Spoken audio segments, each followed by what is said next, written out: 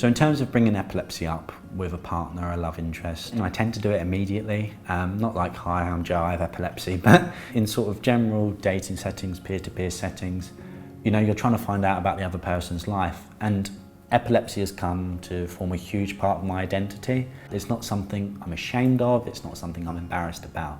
But just being frank, open, honest, I think is really important. Because if you do end up dating someone, it's something that's going to come up. It kind of has to. I was in a relationship when I was first diagnosed, and hands down, I do appreciate everything that first boyfriend did for me. The relationships I've been in and that haven't worked out, it has just been like, a little fallout, things like that. It's just, it's not because of my epilepsy. Just recently, the past year and a half, it's been about finding someone that accepts me for me.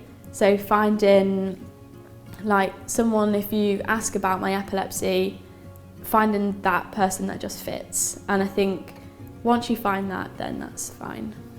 Navigating intimate relationships is definitely kind of a challenge, especially when you're younger. You'd never know how someone's going to take on the information. Not just that, but you never know what could happen when you're with someone. The last thing you want is, a seizure to happen, with your partner, and they don't know what's going on and they're utterly terrified by the experience. You want them to be comfortable so you can be comfortable if anything did happen. It's the communication that's the key. It's really important because the last thing you want is when you've been intimate with someone and then that happens, that's not something you really want. So just actively communicate with them. So as a relationship develops, obviously you then have to start sharing a bed, for example, and stuff like that. And then another conversation has to happen. Yeah, I'm in a bed next to you.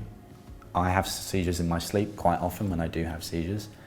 This is what you have to do. This is the reality that you could wake up next to someone who is a dead weight, shaking, groaning, quite a terrifying experience.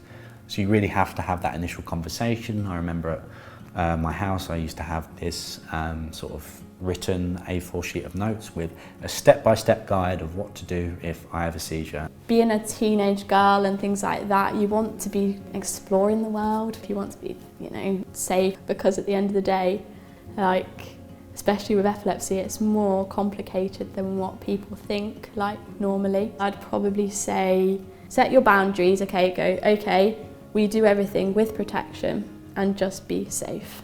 And if something goes wrong, then know what to do, make sure you contact your nurse and things like that.